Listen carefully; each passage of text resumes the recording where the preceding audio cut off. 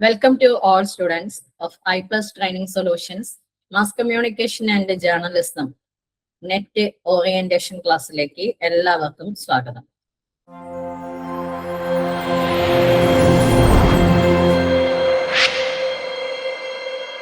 നമ്മൾ പുതിയ ഒരു നെറ്റ് എക്സാമിന് വേണ്ടിയിട്ടുള്ള പ്രിപ്പറേഷന്റെ ഒരു ടൈം സ്റ്റാർട്ട് ചെയ്തിരിക്കുകയാണ്.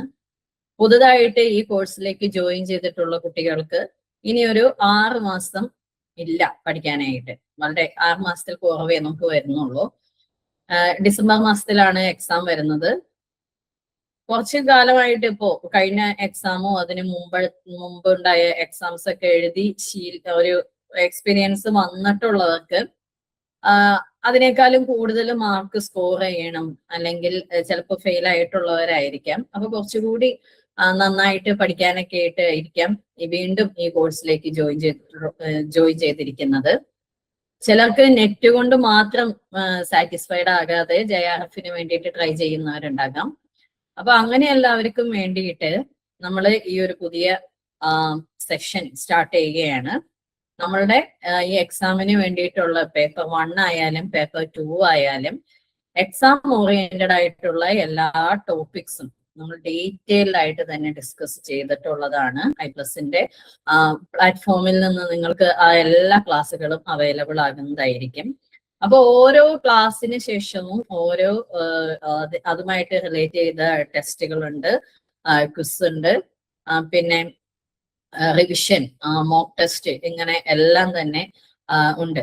അപ്പൊ അതെല്ലാം കൃത്യമായിട്ട് ഫോളോ ചെയ്യുന്നവർക്ക് മാത്രമാണ് നമുക്ക്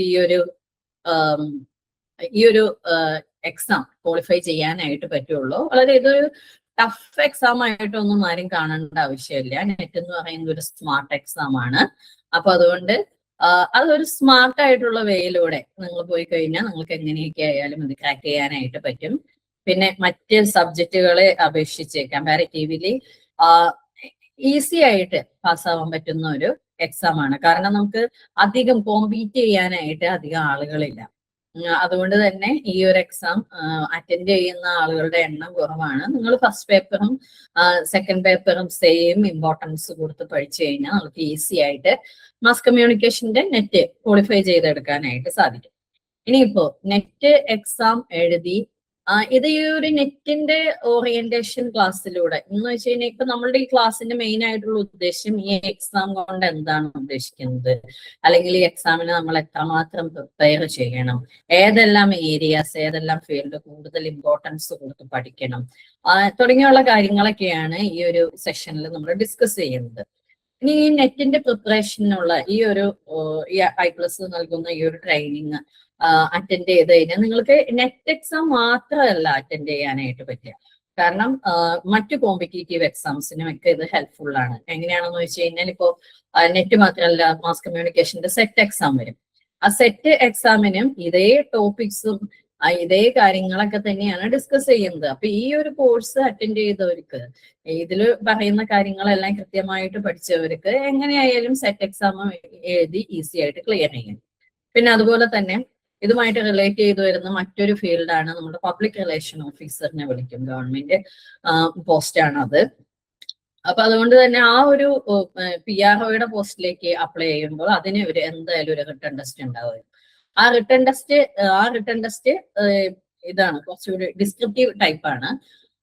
ഇതിൽ നമ്മൾ പഠിപ്പിക്കുന്ന നമ്മളുടെ എക്സാം ഒബ്ജക്റ്റീവ് ടൈപ്പ് ആണ് എങ്കിൽ കൂടിയും നമ്മളെല്ലാ പോയിന്റ്സും ഡീറ്റെയിൽ ആയിട്ട് ഇതിൽ ഡിസ്കസ് ചെയ്യുന്നുണ്ട്. അപ്പൊ അതുകൊണ്ട് തന്നെ നിങ്ങൾ ജസ്റ്റ് ഒബ്ജക്റ്റീവ് ആയിട്ടുള്ള ഒരു ക്വസ്റ്റ്യൻ ആൻസർ ഫോമിൽ മാത്രമല്ല പഠിച്ചു പോണത്. എല്ലാവരും ഡീറ്റെയിൽ ആയിട്ട് പഠിച്ചാൽ മാത്രമേ നിങ്ങൾക്ക് ഇതിന്റെ ഒരാളുടെ പേര് ചോദിച്ചിട്ട് അല്ലെങ്കിൽ ഇയർ ഏതാണെന്ന് പറയുക, അങ്ങനത്തെ ക്വസ്റ്റ്യൻസ് മാത്രമല്ലല്ലോ വരുന്നത്. സ്റ്റേറ്റ്മെന്റ് ടൈപ്പ് ക്വസ്റ്റ്യൻസ് വരുന്നുണ്ട്. പിന്നെ ഇതിൽ നിന്ന് കറക്റ്റ് ആയിട്ടുള്ള സ്റ്റേറ്റ്മെന്റ് മാത്രം സെലക്ട് ചെയ്യുക, അല്ലെങ്കിൽ ക്രൊണോളജിക്കൽ ഓർഡറിൽ ഓരോ കാര്യങ്ങളെ ഓരോ തിയറീനെ ക്രമപ്പെടുത്താനായിട്ട്, അങ്ങനെ എല്ലാം തരത്തിലുള്ള ക്വസ്റ്റ്യൻസ് ചോദിക്കും. അപ്പൊ ഇതെല്ലാം അറിയണമെന്നുണ്ടെങ്കിൽ നിങ്ങൾ ഓരോ തിയറിയും ഡീറ്റെയിൽ ആയിട്ട് പഠിച്ചാൽ മാത്രമേ അതെല്ലാം സാധ്യമാകുള്ളൂ. അപ്പൊ അതുകൊണ്ട് തന്നെ നിങ്ങൾ എന്തായാലും ഇത് ഡീറ്റെയിൽ ആയിട്ട് പഠിക്കേണ്ട ആവശ്യമുണ്ട്. അങ്ങനെ പഠിക്കുന്നവർക്ക് ഒരു ഡിസ്ക്രിപ്റ്റീവ് എക്സാം എഴുതാനായിട്ടും ബുദ്ധിമുട്ടുണ്ടാവില്ല. അപ്പൊ അതുകൊണ്ട് തന്നെ ഈ ഒരു കോഴ്സ് അറ്റൻഡ് ചെയ്യുന്നതിലൂടെ അസിസ്റ്റന്റ് പ്രൊഫസറുടെ ക്വാളിഫിക്കേഷൻ കിട്ടുക, അല്ലെങ്കിൽ JRF കിട്ടുക എന്നുള്ള ഒരൊറ്റ ലക്ഷ്യത്തിനോട് മാത്രമായിട്ട് നിങ്ങൾ വിചാരിക്കേണ്ട. പബ്ലിക് റിലേഷൻ ഓഫീസറുടെ എക്സാം എഴുതാം. പിന്നെ അതുപോലെ തന്നെ ഏതെങ്കിലും PhD എൻട്രൻസ് എക്സാമുകൾ ഉണ്ടാവും മറ്റു യൂണിവേഴ്സിറ്റികളൊക്കെ നടത്തുന്നത്. അതിനെല്ലാം യൂസ്ഫുൾ ആകുന്ന തരത്തിലാണ് നമ്മുടെ ക്ലാസ് എല്ലാം മുന്നോട്ട് പോകുന്നത്. ഇനി നമുക്ക് ഇതില് ഈ ഒരു എക്സാമിന് ആദ്യമായിട്ട് ഈ ഒരു എക്സാം അറ്റൻഡ് ചെയ്യുന്നവരാണെങ്കിൽ അവർക്ക് ചെറിയൊരു ഇതിന്റെ ഒരു സ്ട്രക്ചർ കിട്ടുന്നതിന് വേണ്ടിയിട്ട് ജസ്റ്റ് ഇതിനെ പറ്റിയിട്ട് ഞാൻ ഒന്ന് പറഞ്ഞു പോകുന്നു. ഇതിന്റെ ഒരു ഔട്ട്ലൈൻ പറയുകയാണ് എക്സാമിന്റെ സ്ട്രക്ചറിനെ കുറിച്ചിട്ട്. ആദ്യമായിട്ട് അറ്റൻഡ് ചെയ്യുന്നവർക്കാണ് ഇത് കൂടുതലായിട്ട് യൂസ്ഫുൾ ആവുക. അവർ ശ്രദ്ധിക്കുക, നമുക്ക് 2 പേപ്പറുകളാണ് നെറ്റിന്റെ എക്സാമിനായിട്ടുള്ളത്. അതിൽ പേപ്പർ 1 ജനറൽ പേപ്പർ ആണ്. ടീച്ചിങ് ആൻഡ് റിസർച്ച് ആപ്റ്റിറ്റ്യൂഡ് എന്ന് പറയുന്ന ജനറൽ പേപ്പറും, ആ പേപ്പറിൽ 50 ക്വസ്റ്റ്യൻസ് ആണ് ഉണ്ടാവുക. പിന്നെ അത് കൂടാതെ നമുക്ക് paper 2 mass communication and journalism വരുന്നത്. ഇതിൽ ഓരോന്നിനും നമുക്ക് 2 മാർക്ക് വീതമാണ്. എന്ന് പറഞ്ഞാല് 50 ക്വസ്റ്റ്യൻസ് ഉള്ള പേപ്പർ 1-ന് 2 മാർക്ക് വീതം 100 മാർക്ക് നമുക്ക് അതിൽ നിന്ന് 100 മാർക്കിനുള്ള ക്വസ്റ്റ്യൻസ് ആയിരിക്കും ചോദിക്കുക. പിന്നെ നെക്സ്റ്റ് വരുന്നത് നമ്മുടെ സബ്ജക്ട് വൈസ്, സബ്ജക്റ്റിൽ നിന്ന് 100 ക്വസ്റ്റ്യൻസ് ഉണ്ടാകും. അപ്പൊ അതുകൊണ്ട് തന്നെ 2 മാർക്ക് വീതം 200 മാർക്കിനുള്ള ക്വസ്റ്റ്യൻസ് ആണ് അതിൽ വരുന്നത്. അപ്പൊ അങ്ങനെ നോക്കുമ്പോൾ 300 ടോട്ടൽ 300-ലാണ് നിങ്ങളുടെ മാർക്ക് കാൽക്കുലേറ്റ് ചെയ്യുന്നത്. ഇനി ഒരു പേപ്പർ മാത്രം പഠിച്ചത് കൊണ്ട് ആരും നെറ്റ് ക്ലിയർ ആവില്ല. 2 പേപ്പറിനും അവര് പറയുന്ന തരത്തിൽ ആ ഒരു ക്രൈറ്റീരിയ ഉണ്ട്. അതിനനുസരിച്ചുള്ള മാർക്കുകൾ സ്കോർ ചെയ്താൽ മാത്രമേ നെറ്റ് എക്സാം പാസ്സാവുകയുള്ളൂ. നെറ്റ് ക്വാളിഫൈഡ് ആവുള്ളൂ. പാസ്സാവുക എന്നല്ല പറയാ, നെറ്റ് ക്വാളിഫൈഡ്. നിങ്ങൾക്ക് ആ ഒരു അസിസ്റ്റന്റ് പ്രൊഫസർഷിപ്പ് നിങ്ങൾക്ക് കിട്ടണമെങ്കിൽ അതിന്റെ ആ ഒരു എലിജിബിലിറ്റി അത് നിങ്ങൾ സ്കോർ ചെയ്തിരിക്കണം. നമുക്ക് പേപ്പർ 1-ല് 10 ചാപ്റ്ററുകൾ, 10 മൊഡ്യൂൾസ് ആണ് പഠിക്കാനുള്ളത്. അത് ഓരോ മൊഡ്യൂളും ഡീറ്റെയിൽ ആയിട്ട് നമ്മുടെ IPLSന്റെ ക്ലാസ്സിലുണ്ട്. എങ്കിൽ കൂടി ഞാൻ അതിന്റെ ഒരു ടോപ്പിക്സ് മാത്രം, അതിന്റെ ഒരു ടൈറ്റിൽസ് മാത്രം പറയുകയാണ്. First teaching aptitude, then research aptitude. ആ റിസർച്ച് ആപ്റ്റിറ്റ്യൂഡും നമ്മളുടെ റിസർച്ച് മെത്തഡോളജിയും. റിസർച്ച് മെത്തഡോളജി എന്ന് പറഞ്ഞിട്ട് നമുക്ക് പേപ്പർ 2-ല് പഠിക്കാനുണ്ട്. അപ്പൊ അതുകൊണ്ട് തന്നെ ആ പേപ്പർ 2 കുറച്ചുകൂടി നമുക്ക് എളുപ്പമായിട്ട് തോന്നും. കാരണം റിസർച്ച് ആപ്റ്റിറ്റ്യൂഡിൽ നമ്മൾ കുറെ കാര്യങ്ങൾ അതിൽ പഠിക്കുന്നുണ്ട്. അപ്പൊ രണ്ടും നിങ്ങൾക്ക് കമ്പയർ ചെയ്ത് പഠിക്കാനൊക്കെ പറ്റും. പിന്നെ കോംപ്രിഹെൻഷൻ ആണ്. കോംപ്രിഹെൻഷനൊക്കെ ഈസി. നമ്മൾ കുറെ കോംപ്രിഹെൻഷൻസ് ഒന്ന് പ്രാക്ടീസ് ചെയ്ത് നോക്കിയാൽ മാത്രം മതി. അതിനായിട്ട് കൂടുതൽ ടൈം സ്പെൻഡ് ചെയ്യേണ്ട ആവശ്യമൊന്നുമില്ല. പിന്നെ വരുന്നത് കമ്മ്യൂണിക്കേഷൻ. കമ്മ്യൂണിക്കേഷൻ നിങ്ങൾക്ക് ഈസി ആയിരിക്കും, കാരണം നിങ്ങളുടെ മെയിൻ സബ്ജക്റ്റ് തന്നെ കമ്മ്യൂണിക്കേഷൻ ആണല്ലോ. പിന്നെ മാത്തമെറ്റിക്കൽ റീസണിങ് ആൻഡ് ആപ്റ്റിറ്റ്യൂഡ്, അതൊക്കെ കുറച്ച് കൂടുതൽ ഇമ്പോർട്ടൻസ് കൊടുത്ത് പഠിക്കണം. ലോജിക്കൽ റീസണിങ്, ഡാറ്റ ഇന്റർപ്രിറ്റേഷൻ, അതെല്ലാം ആ പറയുന്ന 4 ചാപ്റ്റർ കൂടുതൽ ഇമ്പോർട്ടൻസ് കൊടുത്ത് പഠിക്കേണ്ട കാര്യങ്ങളാണ്. കാരണം നിങ്ങളുമായിട്ട് യാതൊരു ബന്ധവും ഇല്ലാത്ത കാര്യങ്ങളൊക്കെ ആയിരിക്കും. നിങ്ങളുടെ സബ്ജക്റ്റ് ആയിട്ട് യാതൊരു റിലേഷനും ഇല്ലാത്ത ടോപ്പിക്സ് ആണത്. പക്ഷെ അതേസമയം അത് പഠിച്ചു കഴിഞ്ഞാൽ നിങ്ങൾക്ക് മറ്റു കോമ്പറ്റേറ്റീവ് എക്സാംസ്, ഇപ്പൊ PSCയുടെ ആയാലും UPSCയുടെ ആയാലും എക്സാംസ് ഒക്കെ അറ്റൻഡ് ചെയ്യാനായിട്ട് വളരെ യൂസ്ഫുൾ ആണ്. നെറ്റിന് മാത്രമല്ല അത് ഉപയോഗപ്പെടുക. പിന്നെ നെക്സ്റ്റ് വരുന്നത് ഇൻഫോർമേഷൻ ആൻഡ് കമ്മ്യൂണിക്കേഷൻ ടെക്നോളജി. അതുമായിട്ട് റിലേറ്റ് ചെയ്ത് ICT-യും മാസ് കമ്മ്യൂണിക്കേഷനും ആയിട്ട് റിലേറ്റ് ചെയ്യുന്ന ഒരു പോർഷൻ നമ്മളുടെ പേപ്പർ 2-ലും വരുന്നുണ്ട്. അപ്പോൾ ആ ഒരു ചാപ്റ്ററിനെ നമുക്ക് കണക്ട് ചെയ്തിട്ട് പഠിക്കാനായിട്ട് പറ്റും. അപ്പൊ റിസർച്ച് കണക്ട് ചെയ്ത് പഠിക്കാൻ പറ്റും. റിസർച്ച് മെത്തഡോളജിയും റിസർച്ച് ആപ്റ്റിറ്റ്യൂഡും കൂടി ഇതിൽ 2 പേപ്പറിലും കുറച്ചൊക്കെ സിമിലാരിറ്റി ഉണ്ട്. കുറെ ടോപ്പിക്സ് ഒക്കെ സെയിം ആയിട്ട് ഡിസ്കസ് ചെയ്യുന്നുണ്ട്. അത് പഠിക്കാം. മാസ് കമ്മ്യൂണിക്കേഷന്റെ പഠിക്കാം. പിന്നെ അതുപോലെ തന്നെ ഇൻഫോർമേഷൻ ആൻഡ് കമ്മ്യൂണിക്കേഷൻ ടെക്നോളജി പഠിക്കാം. ദെൻ 9th വൺ, അതും 10th ചാപ്റ്ററും കുറച്ച് ഡിഫറെന്റ് ആണ്. അതൊക്കെ നിങ്ങൾ കൂടുതൽ ടൈം അതിലേക്ക് ഫോക്കസ് ചെയ്ത് തന്നെ പഠിക്കണം. People development and environment, then higher education system. ഇങ്ങനെ 10 മൊഡ്യൂൾസ് ആണ് പേപ്പർ 1-ല് നിങ്ങൾക്ക് പഠിക്കാനായിട്ടുള്ളത്. ഇനി പേപ്പർ 2-ന്റെ കാര്യം എടുക്കുകയാണെങ്കിൽ നമ്മളുടെ മെയിൻ പേപ്പർ, ആ മെയിൻ പേപ്പറിൽ ഞാൻ പറഞ്ഞ പോലെ 100 ക്വസ്റ്റ്യൻസ് ആണ്. 200 മാർക്കാണ് ഇതിനുള്ളത്. അപ്പോൾ നമുക്ക് ടോട്ടൽ ഫസ്റ്റ് പേപ്പറും സെക്കൻഡ് പേപ്പറും കൂടി കൂട്ടുമ്പോൾ 150 ക്വസ്റ്റ്യൻസും അതിന് 300 മാർക്കും വരുന്നു. ഇതിന്റെ ഒരു പ്ലസ് പോയിന്റ് എന്ന് പറയുന്നത് ഇതിൽ നെഗറ്റീവ് മാർക്കിംഗ് ഇല്ല. എന്ന് പറഞ്ഞാൽ അത് എത്ര കാലത്തേക്ക് അങ്ങനെ തുടരും എന്നുള്ളത് നമുക്ക് അറിയില്ല. കാരണം ഇതിന്റെ കോമ്പറ്റീഷനൊക്കെ കൂടുമ്പോൾ ഒരുപാട് പേർക്ക് നെറ്റും JRF ഒക്കെ കിട്ടി തുടങ്ങുമ്പോൾ ഇതിലേക്കൊക്കെ കുറച്ചുകൂടി ക്രൈറ്റീരിയാസ് ഒക്കെ ചേഞ്ച് ചെയ്ത് ഈ എക്സാം കുറെ കൂടി ടഫ് ആകാനായിട്ട് തുടങ്ങും. അപ്പൊ അങ്ങനെ വരുമ്പോൾ നെഗറ്റീവ് മാർക്കിംഗ് ഒക്കെ പിന്നീട് ചിലപ്പോൾ അതിലേക്ക് കൊണ്ടുവന്നേക്കാം. അപ്പൊ അതുകൊണ്ട് എത്രയും പെട്ടെന്ന് തന്നെ എക്സാം ഒക്കെ ക്ലിയർ ചെയ്ത് പോകുന്നതായിരിക്കും നല്ലത്. ദെൻ സിലബസ്, നമ്മളുടെ സിലബസിൽ കുറയാൻ പറ്റുന്ന ഏരിയാസ് എന്ന് പറയുന്നത് കമ്മ്യൂണിക്കേഷൻ തിയറീസ്, ദെൻ അതാണ് കൂടുതൽ ഇമ്പോർട്ടൻസ്. കൂടുതൽ തിയറിറ്റീഷ്യൻസിന്റെ പേര്, ഇയർ, പിന്നെ അതുപോലെ തന്നെ നിങ്ങൾ കാണാതെ പഠിച്ചിരിക്കേണ്ട ചില തിയറീസ്, അതെല്ലാം വരുന്നത് ഈ ഒരു ഏരിയയിലാണ്. പിന്നെ ജേർണലിസം, പ്രിന്റ്, ടെലിവിഷൻ, റേഡിയോ ആയിട്ട് റിലേറ്റ് ചെയ്ത journalism, then advertising and public relation, new media, digital media, then media laws and ethics. അതൊക്കെ കുറെ ഭയങ്കര ഇമ്പോർട്ടന്റ് ആയിട്ടുള്ള ചാപ്റ്റർ ആണ്, ആ ഒരു മൊഡ്യൂളാണ്. കൂടുതൽ കാര്യങ്ങളൊക്കെ അതിൽ പഠിക്കാനുണ്ട്. റിസർച്ച് മെത്തേഡ്സ്, അതാണ് നിങ്ങൾക്ക് കൂടുതലായിട്ടൊരു ടഫ് വരുന്ന ഏരിയ എന്ന് പറയുന്നത്. കാരണം സബ്ജക്റ്റ് ആയിട്ട് റിലേറ്റ് ചെയ്ത കാര്യങ്ങളല്ല അതിൽ പറയുന്നത്. സ്റ്റാറ്റിസ്റ്റിക്സ് വരുന്നു, റിസർച്ച് മെത്തേഡ്സ്. അപ്പോ അത് കുറച്ചൊരു ടഫായിട്ട് തോന്നും. എന്നാൽ കൂടിയും അതിന് കൂടുതൽ സമയം കൊടുത്തുകൊണ്ട് നീക്കി വെച്ചുകൊണ്ട് നിങ്ങൾ പഠിച്ചു കഴിഞ്ഞാൽ അതും ഈസി ആയിട്ട് മാറും. Then development communication. ഡെവലപ്മെന്റ് കമ്മ്യൂണിക്കേഷനിലും ഇതുപോലെ കുറെ തിയറീസ് എല്ലാം പറയുന്നുണ്ട്. ആ തിയറികളെല്ലാം നമുക്ക് ബൈഹാർട്ട് ചെയ്ത് അതിന്റെ തിയററ്റീഷ്യൻസിന്റെയും ഇയറും എല്ലാം പഠിക്കേണ്ടതായിട്ട് വരും. തിയറീനെ നമ്മളൊന്ന് മനസ്സിലാക്കി പഠിച്ചാൽ മാത്രമേ. ദെൻ ഇനി ഇതിന്റെ ഒരു ഓവറോൾ സെലക്ഷൻ പെർസെൻറ്റേജ് എന്ന് പറയുന്നത്, എങ്ങനെയാണ് ഈ എക്സാമിന് നമ്മൾ ക്വാളിഫൈ ആവുക, എങ്ങനെയാണ് ഈ എക്സാമിന് പാസ്സാകുക, എങ്ങനെയാണ് നമുക്ക് അസിസ്റ്റന്റ് പ്രൊഫസർഷിപ്പ് കിട്ടുന്നത് എന്നുള്ള കാര്യങ്ങളൊക്കെയാണ് നമ്മൾ ഇതിൽ പറയുന്നത്.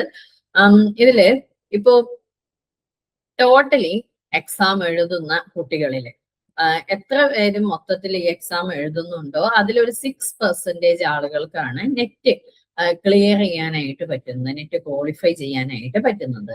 ഇനി അതിന്റെ JRFന്റെ സെലക്ഷൻ പെർസെൻറ്റേജ് എടുക്കുകയാണെങ്കിൽ ഇതിന്റെ കട്ട് ഓഫ് മാർക്ക് കൂടുതലായിരിക്കും. അപ്പൊ അതുകൊണ്ട് തന്നെ JRF കുറെ കൂടി കോമ്പറ്റീറ്റീവ് ആണ്.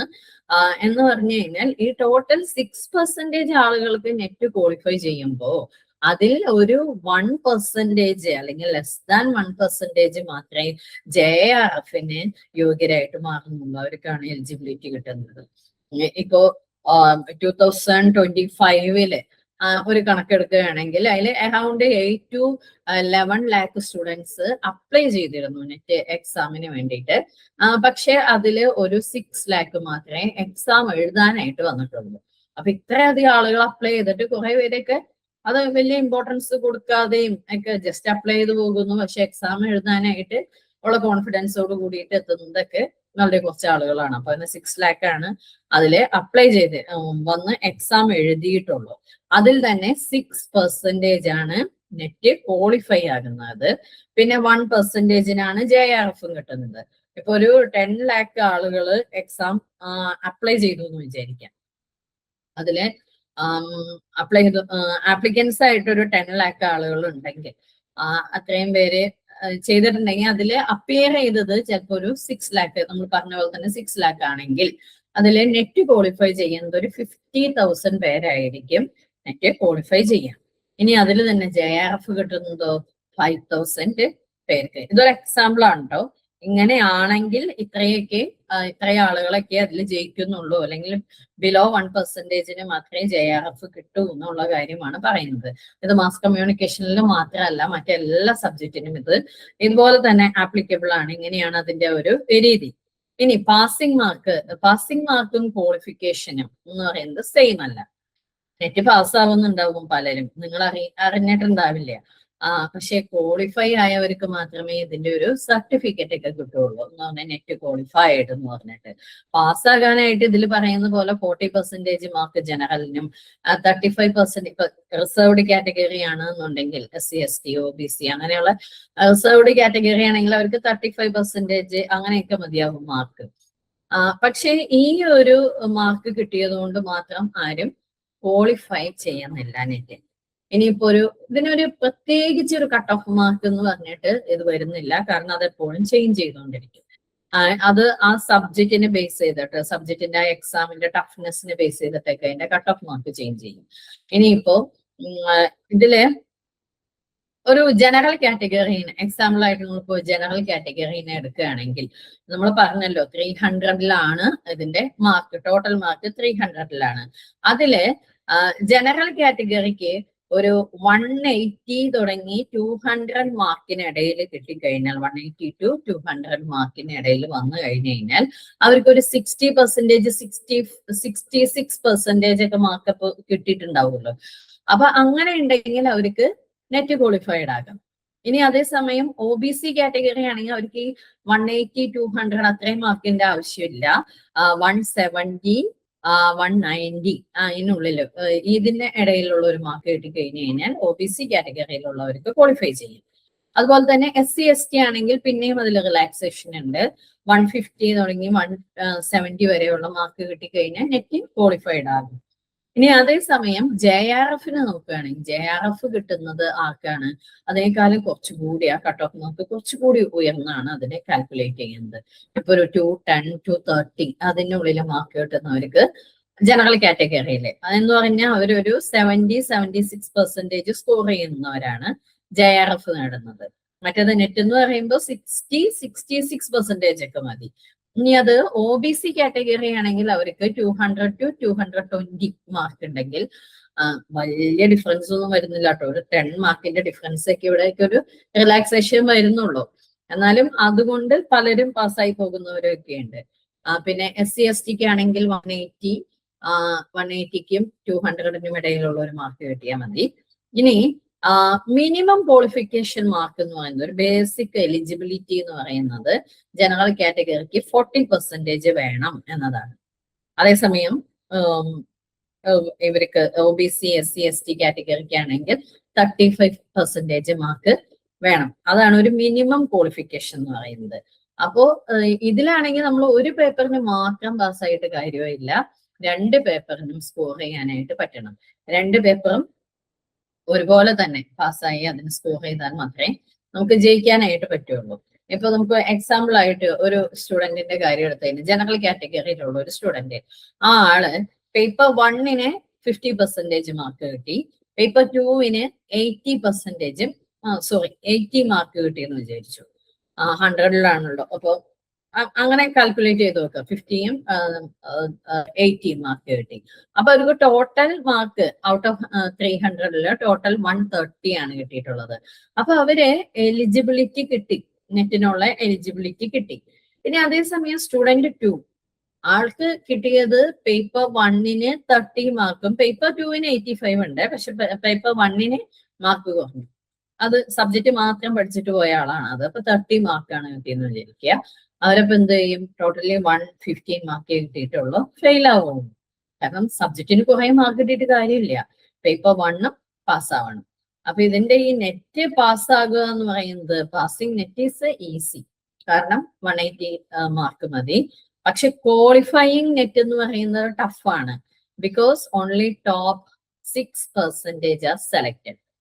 കാരണം ജയിക്കുന്നവരെല്ലാവരും ക്വാളിഫൈഡ് ആകുന്നില്ല. അതിൽ 60%, ഏറ്റവും ടോപ്പിലെത്തുന്ന 60% ആണ് നെറ്റ് ക്വാളിഫൈ ആകുന്നവര്. ഇനി ഇതിന്റെ ഒരു ഫൈനൽ ഒരു ക്ലാരിറ്റി കിട്ടാനായിട്ട് ഇപ്പൊ ജനറൽ കാറ്റഗറിയില് 120 മാർക്ക് മതി വേണം പാസിംഗ് മാർക്കായിട്ട്. അത് 180 പാസിംഗ് മാർക്ക് 180 ആണ്. അല്ലെങ്കിൽ റിസർവ്ഡ് കാറ്റഗറിയിൽ 105 ആണ് പാസിംഗ് മാർക്ക്. പക്ഷെ നമ്മൾ ക്വാളിഫൈഡ് ആവുക എന്ന് പറയുമ്പോഴേക്കും അത് 180 കൂടുതലുള്ളവരെ നെറ്റിന് ക്വാളിഫൈഡ് ആകുന്നുള്ളൂ. 160-ൽ കൂടുതൽ മാർക്ക് വന്നാലേ റിസർവ്ഡ് കാറ്റഗറിയിൽ 180-ൽ കൂടുതൽ മാർക്ക് സ്കോർ ചെയ്താലേ നെറ്റ് കിട്ടുകയുള്ളൂ. അപ്പോ ആ ഒരു കാര്യങ്ങളെ മനസ്സിൽ വെച്ചുകൊണ്ട് വേണം നിങ്ങൾ എക്സാമിന് പ്രിപ്പയർ ചെയ്യാൻ. എന്ന് പറഞ്ഞാൽ പേപ്പർ 1നും പേപ്പർ 2നും എല്ലാം സെയിം ഇമ്പോർട്ടൻസ് കൊടുത്തിട്ട് വേണം പഠിക്കാൻ. പിന്നെ നമുക്ക് എക്സാമിന്റെ ഡേറ്റ് സാധാരണയായിട്ട് ഒരു December 23rd അങ്ങനെയൊക്കെ ഉള്ള ഒരു ടൈമിലേക്കാണ് exam. June 23rd, December 23rd, ആ ഒരു ചിലപ്പോൾ 20 കഴിഞ്ഞിട്ടുള്ള ആഴ്ചകള്, അങ്ങനെ ഏതെങ്കിലുമൊക്കെ ഒരു ദിവസമായിരിക്കും നമ്മുടെ എക്സാം സാധാരണയായിട്ട് നടന്നു വരുന്നത്. അപ്പൊ അതിനെ മുൻകൂട്ടി കണ്ടിട്ട് വേണം നിങ്ങൾ നിങ്ങളുടെ പഠിത്തം തുടങ്ങാനായിട്ട്. അപ്പൊ ഇത്രയും കാലമേ ഉള്ളൂ, അല്ലെങ്കിൽ 4 മാസം അല്ലെങ്കിൽ 5 മാസം ഒക്കെ ഇനി പഠിക്കാനുള്ളൂ എന്നുള്ളത് മനസ്സിലിരുത്തിയിട്ട് തന്നെ പഠിച്ചു തുടങ്ങണം. സിലബസ് കംപ്ലീറ്റ് ചെയ്യുക എന്നുള്ളതാണ് നിങ്ങളുടെ ഫസ്റ്റ് ഗോള്.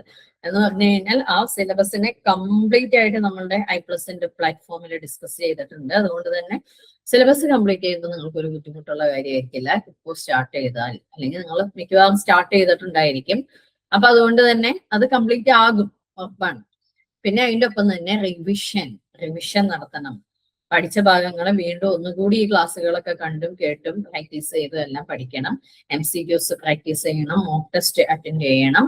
അങ്ങനെയെല്ലാം ചെയ്യുക. ഡെയിലി ഒരു 2 to 4 hours ഇതിന് വേണ്ടിയിട്ട് സ്പെൻഡ് ചെയ്യാനായിട്ട് മാറ്റി വെക്കുക. റീഡ്, റിവൈസ് ആൻഡ് റിപ്പീറ്റ്, അതായിരിക്കണം നിങ്ങളുടെ ഒരു സ്ട്രാറ്റജി എന്ന് പറയുന്നത്. കൺസിസ്റ്റന്റ് ആയിട്ട് പഠിക്കുന്നവർക്ക് മാത്രമേ ഏതൊരു എക്സാമും ക്വാളിഫൈ ചെയ്യാനായിട്ട് പറ്റും. Consistency beats intelligence in NET preparation. ഇനിയിപ്പോ നമുക്ക് ഓരോ യൂണിറ്റിനെ ആയിട്ട് നമുക്ക് ചെറുതായിട്ടൊന്ന് പറഞ്ഞു പോകാം. ജസ്റ്റ് ഏതെല്ലാം പോർഷൻ അല്ലെങ്കിൽ ഏതെല്ലാം പാർട്ടിലാണ് നിങ്ങൾ കൂടുതൽ ഇമ്പോർട്ടൻസ് കൊടുത്ത് പഠിക്കേണ്ടത് എന്നുള്ള കാര്യമാണ് പറയുന്നത്. അല്ലാതെ ഇതില് ക്ലാസ് എടുക്കുകയോ വീണ്ടും തിയറി എല്ലാം പഠിപ്പിക്കുകയോ ഒന്നുമല്ല ചെയ്യുന്നത്. ഇതിൽ പറയുന്ന ഒരു ഏതെല്ലാം ഏരിയാസ്, ആ ഏരിയകൾക്ക് കൂടുതൽ ഇമ്പോർട്ടൻസ് കൊടുക്കുന്നത് ജസ്റ്റ് ഒന്ന് നോട്ട് ചെയ്ത് വെച്ചാൽ മതി.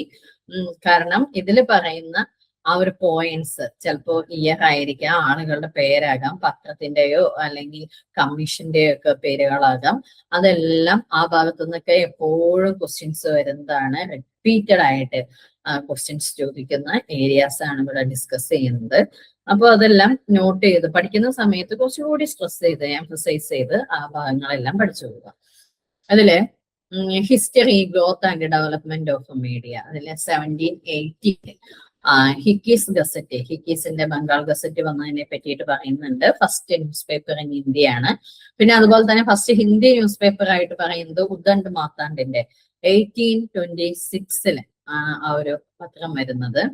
പിന്നെ വരുന്ന ഇലക്ട്രോണിക് മീഡിയ ആയിട്ട് ഓൾ ഇന്ത്യ റേഡിയോ വരുന്നു 1936. ലേറ്റർ ദൂരദർശൻ 1959. പിന്നെ ഇതിനെല്ലാം ലിബറലൈസേഷൻ വരുന്നത് 1991. അങ്ങനെ അതോട് കൂടിയിട്ടാണ് പ്രൈവറ്റ് ചാനൽസിന്റെ എല്ലാം എൻട്രി വരുന്നത്. ഇന്ത്യൻ മീഡിയ കോമ്പറ്റീറ്റീവ് ആകുന്നു ആൻഡ് ഗ്ലോബലൈസ്ഡ് ഇൻഡസ്ട്രിയിലേക്ക് പ്രവേശിക്കുന്നു. അങ്ങനെയുള്ള കാര്യങ്ങളൊക്കെ ഇതിൽ നമ്മൾ പറയുന്നുണ്ട്. പിന്നെ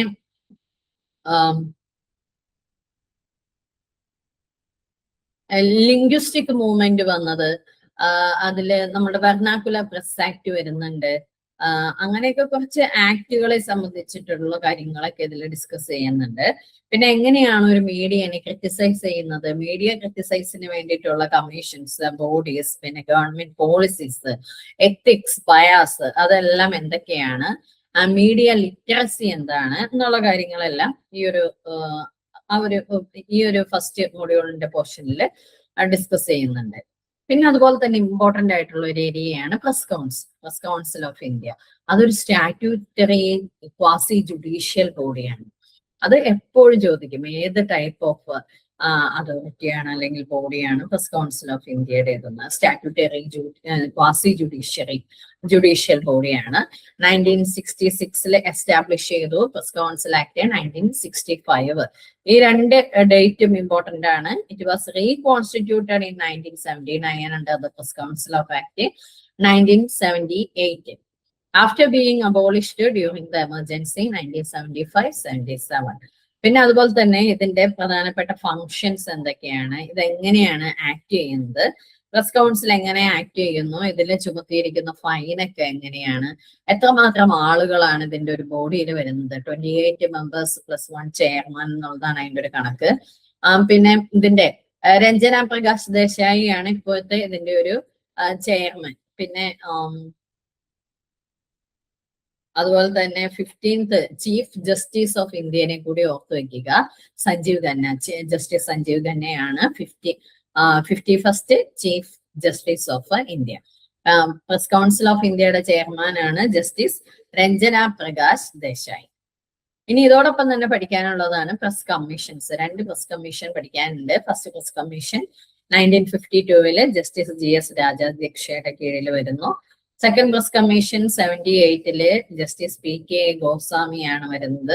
അത് എമർജൻസി പീരീഡില് അതിന് കൊടുത്ത ഇമ്പോർട്ടൻസ് എന്തൊക്കെയാണ് മാറ്റങ്ങൾ വന്നത്, പ്രസ് ഫ്രീഡം, അക്കൗണ്ടബിലിറ്റി ആൻഡ് മോഡേണൈസേഷന് വേണ്ടിയിട്ട് പ്രസ് കമ്മീഷൻ എങ്ങനെ നിലനിന്നു, പിന്നെ അതിന്റെ ഒരു ഓണർഷിപ്പ് പാറ്റേൺ, മൊണോപ്പൊളി തുടങ്ങിയ കാര്യങ്ങൾ, ജേർണലിസ്റ്റിക് എത്തിക്സിനെ പറ്റിയിട്ട് എന്തൊക്കെയാണ് പറയുന്നത്, ഇതൊക്കെ ഇമ്പോർട്ടന്റ് ആയിട്ടുള്ള ഏരിയാസ് ആണ് പ്രസ് കമ്മീഷൻ, ഫസ്റ്റ് പ്രസ് കമ്മീഷനും സെക്കൻഡ് പ്രസ് കമ്മീഷൻ. പിന്നെ അതുപോലെ തന്നെ വരുന്ന ഒരു ഇമ്പോർട്ടന്റ് ഏരിയയാണ് നോർമേറ്റീവ് തിയറീസ്. ഫ്രൈഡ് സൈബർട്ടിന്റെ നോർമേറ്റീവ് തിയറീസ് പഠിക്കാനുണ്ട്.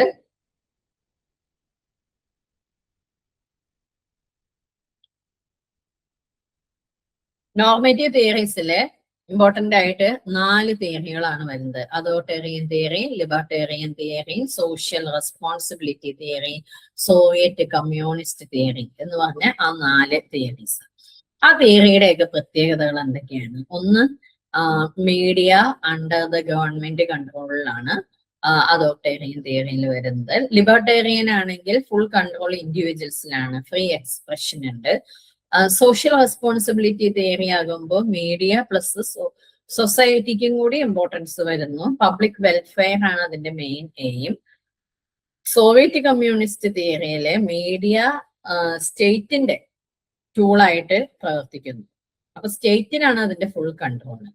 സോഷ്യലിസം ആണ് പ്രൊമോട്ട് ചെയ്യുന്നത്. അപ്പൊ ഇതിന്റെയൊക്കെ ഓരോ തിയറിയുടെയും പ്രധാനപ്പെട്ട ഡിഫറൻസ് എന്താണ്, അത് ആ പേരിൽ നിന്ന് തന്നെ നിങ്ങൾക്ക് അതിനെ കണക്ട് ചെയ്ത് പഠിക്കാനൊക്കെ പറ്റും. അപ്പൊ അങ്ങനെ ഈ 4 തിയറി വളരെ ഇമ്പോർട്ടന്റ് ആയിട്ടുള്ള തിയറീസ് ആണ്. അതിനെ ALSS എന്നുള്ള പേരിൽ തന്നെ പഠിക്കുക. Authoritarian, libertarian, social responsibility, Soviet media theory. അപ്പൊ അതിന്റെ ഇമ്പോർട്ടൻസ്, അതിന്റെ ഡിഫറൻസസ്, പിന്നെ അതോടൊപ്പം തന്നെ ഹച്ചിൻസ് കമ്മീഷനെ പറ്റിയിട്ട് പഠിക്കാനുണ്ട്. അതെല്ലാം ഈ ഒരു ഏരിയയിൽ വരുന്നതാണ്. പിന്നെ ഇന്ത്യയിലെ മീഡിയ എഡ്യൂക്കേഷനെ പറ്റിയിട്ട് എവിടെയൊക്കെയാണ് കമ്മ്യൂണിക്കേഷൻ ഇൻസ്റ്റിറ്റ്യൂട്ട് ഓഫ് ഇന്ത്യ ഉള്ളത്, അതിന്റെയൊക്കെ ഇയർ ഡൽഹിയിലാണ് ആദ്യമായിട്ട് വരുന്നത് 1965. പിന്നെ ഒഡീഷയിലെ ഡെങ്കനൽ 1993, ഐസ്വാൾ മിസോറാമില് 2011 വരുന്നു. 2018 മഹാരാഷ്ട്രയിലെ അമരാവതിയിൽ, ആന്ധ്രാപ്രദേശിലല്ല, മഹാരാഷ്ട്രയിലെ അമരാവതിയിലെ 2018 സ്റ്റാർട്ട് ചെയ്തു. കോട്ടയത്ത് കേരളത്തിലെ കോട്ടയത്ത് 2011. പിന്നെ ജമ്മു ആൻഡ് കാശ്മീരിൽ ജമ്മുവിലാണ് 2012 mass communication of Indian institute of mass communication start ചെയ്യുന്നത്. ഇനി അതുപോലെ തന്നെ ഏറ്റവും ഇമ്പോർട്ടന്റ് ആയിട്ടുള്ള ആളാണ് മാർഷൽ മക്ലൂഹാൻ. മാർഷൽ മക്ലൂഹാന്റെ പേരോ അല്ലെങ്കിൽ മക്ലൂഹാന്റെ തിയറികളോ ആയിട്ട് ബന്ധപ്പെട്ട എന്തെങ്കിലും ഒരു റിലേറ്റഡ് ക്വസ്റ്റ്യൻസ് ചോദിക്കാത്ത ഒരൊറ്റ നെറ്റിന്റെ ക്വസ്റ്റ്യൻ പേപ്പർ പോലും നിങ്ങൾക്ക് കാണാനായിട്ട് പറ്റില്ല. കാരണം അത്രയും ഇമ്പോർട്ടന്റ് ആയിട്ടുള്ള ആളാണ്. പിന്നെ അത്രയും ഇമ്പോർട്ടൻസ് കൊടുത്ത് നിങ്ങൾ പഠിക്കേണ്ട ഒരു കാര്യം കൂടിയാണ്. Medium is the message, global village, പിന്നെ hot media, cool media concept, technological determinism, ഇങ്ങനെ കുറെ കാര്യങ്ങൾ മക്ലൂഹാന്റേതായിട്ടുണ്ട്. പിന്നെ അതുപോലെ തന്നെ Indian and western philosophical traditions എന്തൊക്കെയാണെന്ന് പഠിക്കണം. അതിലാണ് നമ്മുടെ വേദിക് ഇറേനെ പറ്റിയിട്ടൊക്കെ കുറച്ച് പഠിക്കാനുണ്ട്.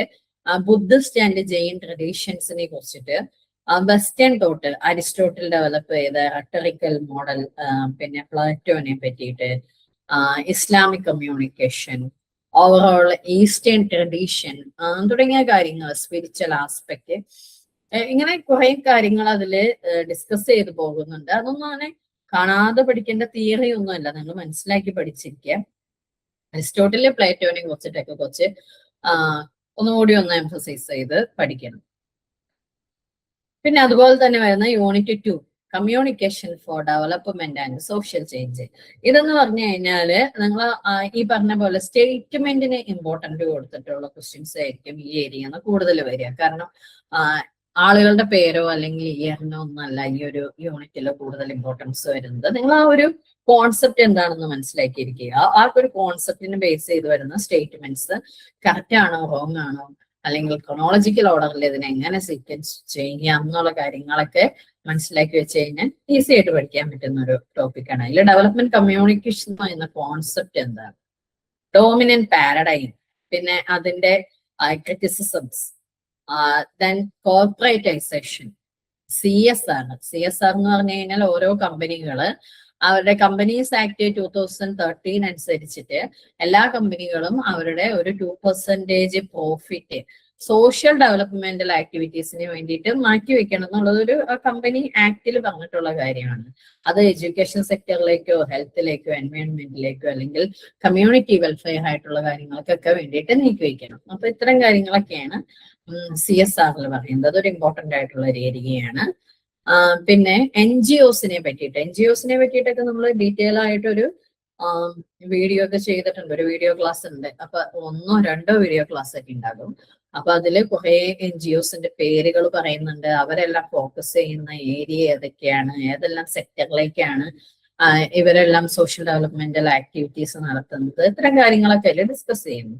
പിന്നെ global civil society, public sphere, ഇതൊക്കെ എന്താണ് എന്നുള്ള കാര്യങ്ങളെല്ലാം മനസ്സിലാക്കിയിരിക്കുക. പിന്നെ സോഷ്യൽ റിഫോമേഴ്സിന്റെ പേരൊക്കെ ഉണ്ട്. അതൊക്കെ ഒരു ഹിസ്റ്ററി ആയിട്ട് ബന്ധപ്പെട്ട കാര്യങ്ങളാണ്. അപ്പൊ അതുകൊണ്ട് തന്നെ ഇയർ, പിന്നെ അവരുടെ പബ്ലിക്കേഷൻസിന്റെ പേര്, ആ പബ്ലിക്കേഷൻ സ്റ്റാർട്ട് ചെയ്ത വർഷങ്ങള്, സ്റ്റാർട്ട് ചെയ്ത ആളുടെ പേര്, അതിന്റെ ഫൗണ്ടർ, എഡിറ്റർ, പിന്നെ അതിന്റെ ഫൗണ്ടറും ചിലപ്പോൾ എഡിറ്ററും ഒക്കെ ഡിഫറെന്റ് ആയിട്ടുള്ള ആളുകളായിരിക്കാം. ഓരോ പബ്ലിക്കേഷന്റെയും ഉദ്ദേശം എന്തൊക്കെയായിരുന്നു, ഇതൊക്കെയാണ് ഈ ഭാഗത്ത് നിന്നൊക്കെ മെയിൻ ആയിട്ട് ചോദിക്കുന്നത്. അതിലെ രാജാ രാംമോഹൻ റായ്, ബാലഗംഗാധർ തിലക്, മഹാത്മാഗാന്ധി, ഡോക്ടർ BR അംബേദ്കർ, മദൻ മോഹൻ മാളവ്യ, ജ്യോതിറാവ് ഫുലെ, വിനോബ് ഭാവെ, പിന്നെ ഡോക്ടർ BR അംബേദ്കർ പറഞ്ഞു, ദീനദയാൽ ഉപാധ്യായ, രാംമോഹൻ ലോഹിയ തുടങ്ങിയവരെ കുറിച്ചിട്ടൊക്കെ ആ ഒരു ഏരിയയിൽ ആ ഒരു മൊഡ്യൂളിൽ പറയുന്നുണ്ട്. പിന്നെ വരുന്നത് ഡോമിനന്റ് പാരഡൈം ആണ്. ആ ഡോമിനന്റ് പാരഡൈമിൽ വെസ്റ്റേൺ മോഡൽ വരുന്നു, ടോപ്പ് ഡൗൺ കമ്മ്യൂണിക്കേഷൻ ആണ് പറയുന്നത്. മോഡേണൈസേഷനും ഇൻഡസ്ട്രിയലൈസേഷനും ഒക്കെ ഇമ്പോർട്ടൻസ് കൊടുത്തുകൊണ്ടാണ് ഡോമിനന്റ് പാരഡൈം പറയുന്നത്. അതിൻ്റെയൊക്കെ ഓരോന്നിന്റെയും അപ്രോച്ചസ് എങ്ങനെയാണ്, പീപ്പിൾ എത്രമാത്രം ഇതിലെ ഇൻവോൾവ് ചെയ്തിരിക്കുന്നു, participatory model of communication, alternative development, empowerment approach, ഇതെല്ലാം എന്തൊക്കെയാണ്, അതിന്റെ ഇമ്പോർട്ടൻസ് എന്തൊക്കെയാണ്, ജനങ്ങൾ, പീപ്പിളിന്റെ എത്രമാത്രം ഇൻവോൾവ്മെന്റ് ഓരോ കാര്യങ്ങളിലും ഉണ്ട് എന്നുള്ള കാര്യങ്ങളൊക്കെ മനസ്സിലാക്കി വെക്കണം. പിന്നെ വരുന്നത് റിപ്പോർട്ടിംഗ് ആൻഡ് എഡിറ്റിംഗ് ആണ്. അത് നിങ്ങൾക്ക് സ്വയമേ കുറച്ചുകൂടി ഈസി ആയിട്ട് തോന്നും. കാര്യങ്ങൾ നിങ്ങൾ മനസ്സിലാക്കി എക്സ്പീരിയൻസ് ചെയ്ത് മനസ്സിലാക്കിയൊക്കെ ചെയ്യുമ്പോൾ, ന്യൂസ് എന്ന് പറഞ്ഞാൽ എങ്ങനെയാണ്, ന്യൂസിന്റെ വാല്യൂ, എന്തുകൊണ്ടാണ് ന്യൂസ് സെലക്ട് ചെയ്യപ്പെടുന്നു, അതിലെ investigative news, interpretative, crime, political, developmental, അങ്ങനെ പല ഏരിയാസിലേക്ക് ഫോക്കസ് ചെയ്യുന്ന ടൈപ്പിലുള്ള ന്യൂസ് റിപ്പോർട്ടിംഗ് ഉണ്ട്. പിന്നെ ന്യൂസിന്റെ ഒരു സ്ട്രക്ചർ, ഇൻവെർട്ടഡ് പിരമിഡ് സ്റ്റൈല്, പിന്നെ ലീഡ് എന്താണ്, ഇൻട്രോ, 5 Ws ആൻഡ് 1 H എങ്ങനെ, പിന്നെ print reporting, radio reporting, television reporting, digital reporting തുടങ്ങിയ കാര്യങ്ങളൊക്കെയാണ് ഇതിലെല്ലാം അത് വരുന്നത്.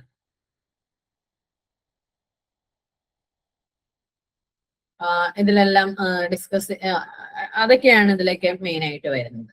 പിന്നെ press trust of India next വരുന്നത്. ഇതില് Indian news agencies, international news agencies എല്ലാം നമ്മൾ ഡീറ്റെയിൽ ആയിട്ട് തന്നെ ഡിസ്കസ് ചെയ്ത് പോയിട്ടുണ്ട് വീഡിയോസില്. അപ്പൊ അതുകൊണ്ട് അതൊക്കെ അത്രയും ഇമ്പോർട്ടന്റ് ആയിട്ടുള്ള ഏരിയയാണ്. PTI, United news of India, Hindustan Samachar, ഇതിന്റെ ഓരോന്നിന്റെയും ഫീച്ചേഴ്സ് എന്തൊക്കെ, എല്ലാത്തിന്റെയും ഇയർ, ഫുൾ ഫോം, പിന്നെ ഇത്തരം കാര്യങ്ങളൊക്കെയാണ് ഇമ്പോർട്ടൻസ് കൊടുത്ത് പഠിക്കേണ്ടത്. അത് 2 ടൈപ്പിലുള്ളതും, ഇന്റർനാഷണൽ ന്യൂസ് ഏജൻസീസും നാഷണൽ ന്യൂസ് ഏജൻസീസും എല്ലാം പഠിച്ചിരിക്കണം. അത് മാച്ച് ദ ഫോളോയിങ് ആയിട്ടും അല്ലെങ്കിൽ MCQ ആയിട്ടും എല്ലാം ചോദിക്കും.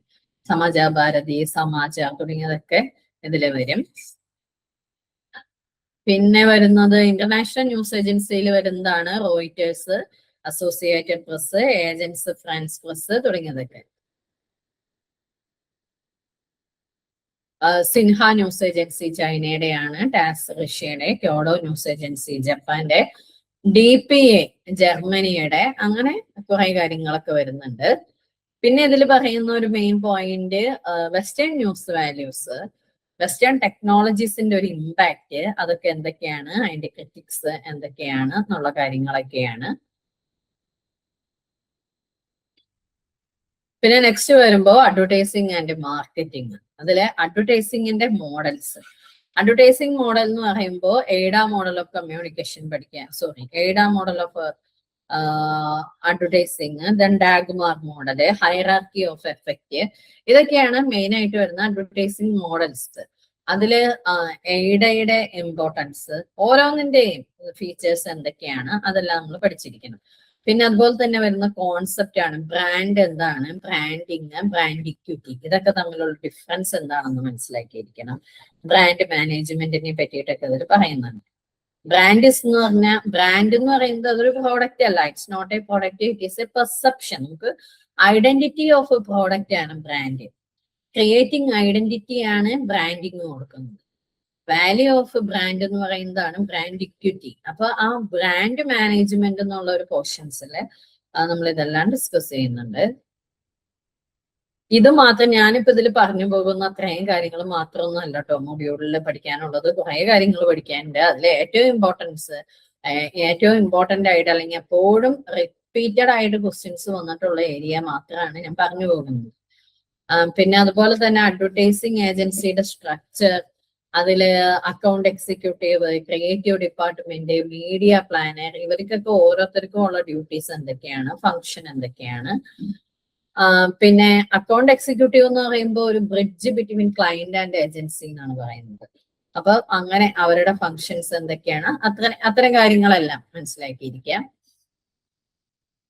പിന്നെ അഡ്വർടൈസിങ് അതിന്റെ creativity part, copy writing, visual appeal, slogan, headline, ഇങ്ങനെ കോപ്പി, അങ്ങനെയുള്ള കുറെ കാര്യങ്ങളൊക്കെ വരുന്നു. പിന്നെ അഡ്വർടൈസിങ്ങിന്റെ ക്യാമ്പയിന്റെ സ്റ്റെപ്സ്, പ്ലാനിങ്, എക്സിക്യൂഷൻ, ഇവാലുവേഷൻ, അഡ്വർടൈസിങ്ങിന്റെ റിസർച്ച്, പ്രീ ടെസ്റ്റിങ്ങും പോസ്റ്റ് ടെസ്റ്റിങ്ങും ഒക്കെ ഉണ്ട്. പിന്നെ before ad, after ad, ethics and regulation, advertising standard council of India, ASCIയുടെ advertising standard council of India എന്തൊക്കെ പറയുന്നു എന്നുള്ളത്. പിന്നെ ഈ അഡ്വർടൈസിംഗ് സ്റ്റാൻഡേർഡ് കൗൺസിൽ ഓഫ് ഇന്ത്യനെ റെഗുലേറ്റ് ചെയ്യുന്നത്, അതെങ്ങനെയാണ് അഡ്വർടൈസിങ്ങിനെ റെഗുലേറ്റ് ചെയ്യുന്നത് തുടങ്ങിയ കാര്യങ്ങളൊക്കെ പഠിക്കാനുണ്ട്. പിന്നെ ഈ പറഞ്ഞ ഇതൊക്കെ തന്നെ അഡ്വർടൈസിങ്ങിന്റെ തിയറി മോഡല്, അതുമായിട്ട് ബന്ധപ്പെട്ട് വരുന്ന തിയറിസ്റ്റിന്റെ പേര്, കീ ഐഡിയ, അതിന്റെ ഇയർ. എയ്ഡ ആണെങ്കിൽ എൽമോ ലെവിസ്, ഇവരുടെയൊക്കെ പേരുകളൊക്കെ കൃത്യമായിട്ട് പഠിച്ചിരിക്കണം. പിന്നെ റോബർട്ട് ലാവിഡ്ജ് ആൻഡ് ഗ്യാരി സ്റ്റെയ്നർ ആണ് ഹൈറാർക്കി ഓഫ് എഫക്റ്റിനെ കുറിച്ച് പറഞ്ഞിട്ടുള്ളത്. ഓരോ മോഡലും ഡീറ്റെയിൽ ആയിട്ട് നമ്മൾ ഡിസ്കസ് ചെയ്യുന്നുണ്ട്. നിങ്ങളിതൊക്കെ ഒന്ന് മനസ്സിൽ വെക്കുക. ഈ ഒരു ഏരിയകളൊക്കെ കടന്നു പോകുമ്പോൾ ഇതൊക്കെ അത്രയും ഇമ്പോർട്ടൻസിൽ പഠിക്കേണ്ട പോർഷൻസ് ആണ് എന്നുള്ള കാര്യം മനസ്സിലോർത്ത് വെക്കുക. പിന്നെ ഡാഗ്മാർ മോഡല്, റസൽ എച്ച് കോലെ, ഈ പേരൊക്കെ എപ്പോഴും ക്വസ്റ്റ്യൻസ് ചോദിക്കുന്നതാണ്. എവറട്ട് റോജേഴ്സ്, അതും ഭയങ്കര മോസ്റ്റ് ഇമ്പോർട്ടന്റ് ആയിട്ടുള്ള പേരുകളാണ്. Innovation adoption model. പിന്നെ റെസ്പോൺസ് മോഡൽസ് ആണ് stimulus response theory, cognitive dissonance, means and theory. ഇതിൽ ഈ ബിഹേവിയറിസ്റ്റ് തിയറി അല്ലെങ്കിൽ ലിയോൺ ഫെസ്റ്റിംഗറിന്റെ കൊഗ്നിറ്റീവ് ഡിസോണൻസ് എന്നൊക്കെ പറയുന്നത് മോസ്റ്റ് ഇമ്പോർട്ടന്റ് ആയിട്ടുള്ള തിയററ്റീഷ്യൻസും അവരുടെ മോഡൽസും ഒക്കെയാണ്. ഷാനൻ ആൻഡ് വീവർ മോഡൽ, അത് കമ്മ്യൂണിക്കേഷനിലും വരുന്നു, അഡ്വർടൈസിംഗിലും വരുന്നു. SMCR മോഡൽ ഡേവിഡ് ബെർലോയുടെ, അതിനും കൂടുതൽ ഇമ്പോർട്ടൻസ് ഉണ്ട്. ലാസ്വെൽ മോഡൽ, ഹരോൾഡ് ലാസ്വെലിന്റെ, കമ്മ്യൂണിക്കേഷന്റെ ഏരിയയിലും അഡ്വർടൈസിംഗിലും എല്ലാം വരുന്നുണ്ട്.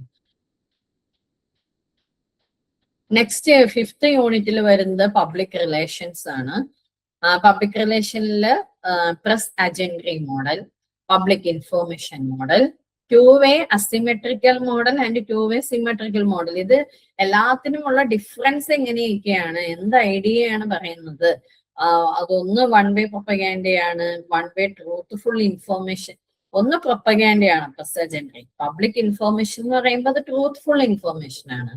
പിന്നെ 2-way അസിമെട്രിക്കൽ മോഡൽ എന്ന് പറയുമ്പോൾ അത് ബയാസ്ഡ് ആണ്. അതേസമയം 2-way സിമെട്രിക്കൽ മ്യൂച്വൽ അണ്ടർസ്റ്റാൻഡിങ്ങിലുള്ളതാണ്. ഇതാണ് അതിന്റെ മെയിൻ ആയിട്ടുള്ള ഐഡിയ. ഇതിനെ ഈ 4 PR മോഡലും തമ്മിലുള്ള മെയിൻ ഡിഫറൻസ് അതാണ്. ഇത് എല്ലാതും ജെയിംസ് C. ഗ്രോയിങ് ആൻഡ് ടോഡിന്റെ ആ ഒരു തിയററ്റീഷ്യന്റെ തിയറീസ് ആണ്. നല്ല ഇമ്പോർട്ടന്റ് ആയിട്ടുള്ള കാര്യങ്ങളാണ്. പിന്നെ press public relation tools and techniques, അതിൽ ടൂൾസ് വരുന്നതാണ് press release, press conference, house journal, event management, social media, ഇതെല്ലാം. അതിന്റെ മീനിങ് എന്ന് പറയുന്നത് പ്രസ് റിലീസ് എന്തിനുള്ളതാണ്, ഹൗസ് ജേർണൽ ഇന്റേണൽ പബ്ലിക്കേഷൻ ആണ്, ഇങ്ങനെയുള്ള കാര്യങ്ങളൊക്കെ ഓർത്ത് വയ്ക്കുക. പിന്നെ structure of public relation, government public relation, corporate public relation, NGO public relation ഒക്കെ ഉണ്ട്. പിന്നെ ക്രൈസിസ് കമ്മ്യൂണിക്കേഷൻ, നമ്മൾ എപ്പോഴാണ് ഒരു ക്രൈസിസ് ഒരു സ്ഥാപനത്തിലേക്ക് അല്ലെങ്കിൽ ഒരു സ്റ്റേറ്റിന് ഫേസ് ചെയ്യേണ്ടി വരുന്നത്, അപ്പൊ അവരെടുക്കുന്ന തീരുമാനങ്ങൾ, public relation strategies, communication strategies, അതൊക്കെയാണ് ഇതിൽ വരുന്നത്. പിന്നെ ഓരോ പബ്ലിക് റിലേഷൻ മേഖലയിലും പാലിക്കേണ്ട എത്തിക്സ് എന്തൊക്കെയാണ്? ട്രൂത്ത്, ട്രാൻസ്പെറന്റ് ആയിരിക്കണം, പബ്ലിക് ഇൻട്രസ്റ്റഡ് ഓറിയന്റഡ് ആയിരിക്കണം. ഇതെല്ലാം PR-ന്റെ എത്തിക്സ് ആയിട്ട് വരുന്നു. ഇനി കമ്മ്യൂണിക്കേഷൻ ഓഡിറ്റിനെ പറ്റിയിട്ട് പഠിക്കാനുണ്ട്. PR മോഡൽസ്, അത് നമ്മളിപ്പോ പറഞ്ഞു, PR മോഡൽസ് ഒക്കെ പഠിക്കണം. Press agentry model, press information model, അത് നമ്മളിപ്പോ ബ്രീഫ് ആയിട്ടൊന്ന് കണ്ടു കഴിഞ്ഞതാണ്. 2-way asymmetrical model and 2-way symmetrical model.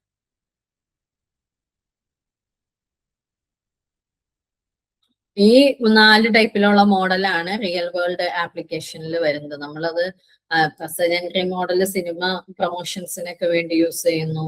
Public information എന്ന് പറയുമ്പോൾ ഗവൺമെന്റ് പ്രസ് റിലീസുകള്, അഡ്വർടൈസിങ് ക്യാമ്പയിൻ ആണ് സിമെട്രിക്കൽ മോഡൽ. സിമെട്രിക്കൽ എന്ന് പറയുമ്പോൾ CSR കമ്മ്യൂണിക്കേഷൻ ആണ്. ഇതിനെയൊക്കെ കണക്ട് ചെയ്ത് നിങ്ങൾ ആ തിയറി പഠിക്കണം.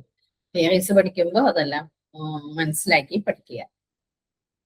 പിന്നെ media law and ethics. Media law വളരെ ഇമ്പോർട്ടന്റ് ആയിട്ടുള്ള ഒരു ചാപ്റ്റർ ആണ്. എല്ലാം ഇമ്പോർട്ടന്റ് ആയിട്ടുള്ള ചാപ്റ്റർ ആണ്. എന്ന് പറഞ്ഞു കഴിഞ്ഞാല് കുറെയൊക്കെ നിങ്ങൾക്ക് മനസ്സിലാക്കി പഠിക്കാനുള്ളതുണ്ടാവും, കുറെയൊക്കെ നമ്മൾ ബൈ ഹാർട്ട് തന്നെ പഠിക്കണം. അല്ലെങ്കിൽ അത്രമാത്രം നമ്മൾ അതിനെ മനസ്സിലാക്കി പഠിക്കണം. ഇപ്പൊ ലോ എന്നൊക്കെ പറയുന്നത് ആക്ട്, അതിന്റെ ഇയർ, ഓരോ ലോയും എന്തിനെ പറ്റി പറയുന്നു, അതിൽ വരുന്ന ടേംസ്, അതെല്ലാം വളരെയധികം ഇമ്പോർട്ടന്റ് ആയിട്ടുള്ളതാണ്. അപ്പോൾ അതനുസരിച്ചിട്ട് വേണം ഓരോ യൂണിറ്റിനെയും നിങ്ങൾ കാണാനായിട്ട്. ഇതിലിപ്പോ കോൺസ്റ്റിറ്റ്യൂഷൻ, ഫ്രീഡം ഓഫ് സ്പീച്ച്, പിന്നെ ഡിഫർമേഷൻ എങ്ങനെയാണ് ഒരാളെ പറ്റിയിട്ട് ഡിഫൈൻ ചെയ്യുക, അപകീർത്തിപ്പെടുത്തി പറയുന്നത്. അതിൽ ലിബൽ ഉണ്ട്, സ്ലാൻഡർ ഉണ്ട്. സ്ലാൻഡർ എന്ന് പറയുമ്പോൾ സ്പോക്കൺ ഡിഫർമേഷൻ ആണ്. ലിബൽ എന്ന് പറയുന്നത് റിട്ടൺ ഡിഫർമേഷൻ ആണ്.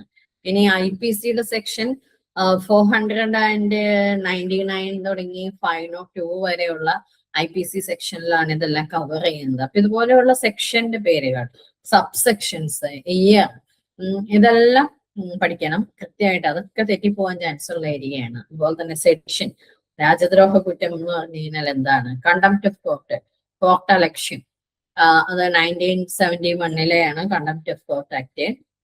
പിന്നെ ഒഫീഷ്യൽ സീക്രട്ട് ആക്ട് 1923, അത് ഗവൺമെന്റിന്റെ കോൺഫിഡൻഷ്യൽ ആയിട്ടുള്ള കാര്യങ്ങൾ ലീക്ക് ആവാതെ അല്ലെങ്കിൽ ലീക്ക് ചെയ്യുന്നവർക്കെതിരെ പ്രയോഗിക്കുന്ന നിയമങ്ങളാണ് അതിൽ വരുന്നത്. ഇതെല്ലാം മീഡിയയുമായിട്ട് റിലേറ്റ് ചെയ്ത് വരുന്നു. അതുകൊണ്ടാണ് നമുക്ക് മീഡിയ ലോസിൽ ഇതിനെല്ലാം ഉൾപ്പെടുത്തിയിരിക്കുന്നത്. പിന്നെ പ്രസ് ലോസ് ആയിട്ട് വരുന്നതാണ് press and registration of book act 1867, working journalist act 1955, wage board fix salaries of journalist. Then obscenity laws, അതില് IPC സെക്ഷൻ 292, 294 IPC സെക്ഷനിൽ ഒബ്സനിറ്റി ലോസ് കവർ ചെയ്യുന്നുണ്ട്. അതിൽ ഹിക്ലിൻ ടെസ്റ്റ് എന്താണ്, മില്ലർ ടെസ്റ്റ് എന്താണെന്നൊക്കെ പറഞ്ഞിട്ടുണ്ട്. പിന്നെ woman act, indecent representation of woman act 1986, അതില് prevent objectionable portrayal of woman in media ആണ് പറയുന്നത്. പിന്നെ RTA ആക്ട് 2005, പിന്നെ IT act 2000, media regulation loss പറയുന്നു. Cable TV network act, cinematograph act 1952, ഇതെല്ലാം മീഡിയ റെഗുലേഷൻ ലോസിലാണ് വരുന്നത്. പിന്നെ advertising and media bodies, advertising standard council of India, press council of India, copyright act, parliamentary privileges, media ethics തുടങ്ങിയ കാര്യങ്ങള് എല്ലാം ഈ ഒരു ലോയുടെ ചാപ്റ്ററിൽ നമുക്ക് പഠിക്കാനായിട്ടുണ്ട്. പിന്നെ അതുപോലെ തന്നെ പോസ്റ്റ് ഇൻഡിപെൻഡൻസ് കോർ ലോസ്, ഇൻഡിപെൻഡൻസിന് ശേഷം വന്ന നിയമങ്ങള്, അതിന് മുമ്പേ വന്നിട്ടുള്ള നിയമങ്ങള്, അങ്ങനെയൊക്കെ ഡിഫറെന്റ്, അങ്ങനെ 2 സെക്ഷനായിട്ട് തന്നെ അത് പഠിക്കാനുണ്ട്. അതിൽ വരുന്നതാണ് cinematograph act 1952, drugs and magical remedies act 1954, working journalist act 1955, copyright act 1957. ഇതൊക്കെ ഇൻഡിപെൻഡൻസിന് ശേഷം വരുന്ന നിയമങ്ങളാണ്.